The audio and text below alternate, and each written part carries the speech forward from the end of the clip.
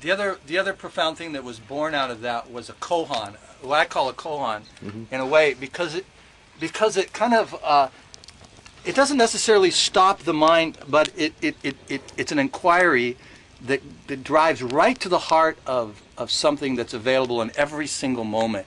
And I believe it's the one thing that measures also if we're alive or not, or if we're living or not. It has, of course, has to do with love. And that is this phrase,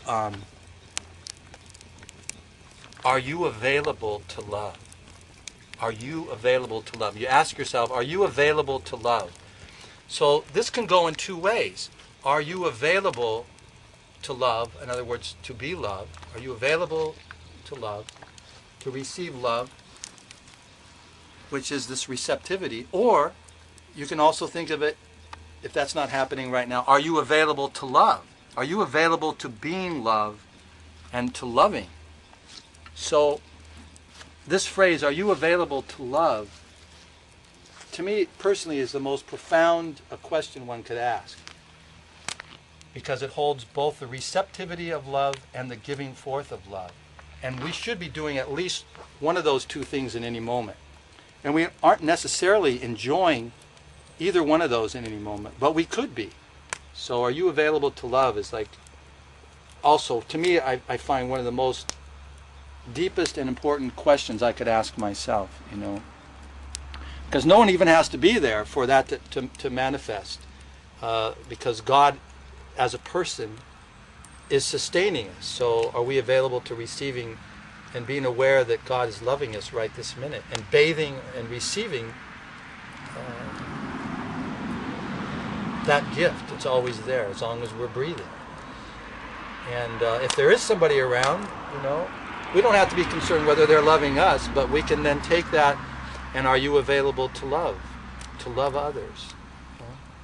And if not, why? You know, you know that. So that question right there is like, if there was only one phrase other than, you know, let me love you to meditate on, for me, it's like, are you available to love?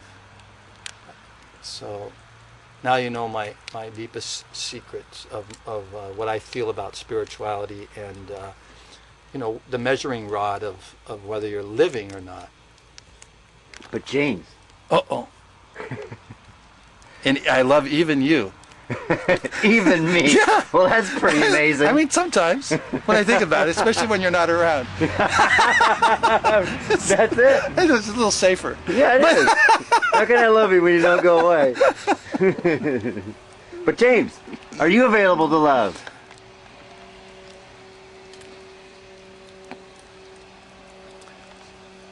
Don't cry. No, yeah, it's a personal question. Yeah. I have to ask myself that. I can't answer it for anybody else. It's too intimate. Are you available? Don't burn the camera, man. No, get some wood. Get some wood. Are you available to love yourself? That's, you know, that's a good question, because it gets us right to the heart of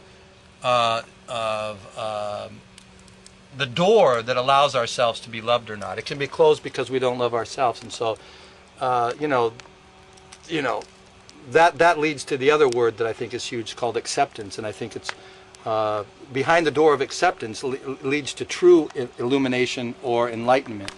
So that's the other word I like to meditate upon, is the word acceptance. Because to the degree we're really not accepting of ourselves, is the degree we're going to keep that door shut from feeling loved. I remember Jamal even talking about radical self-acceptance. Yeah, yeah. I really think there's a lot there, a lot behind there,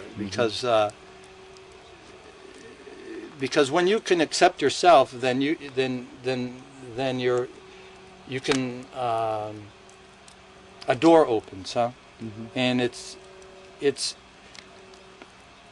the door that lets us, that leads us beyond self-reference, because we don't have to worry about it, and we don't have to be concerned about ourselves anymore. And so you know, that's what gives us wings.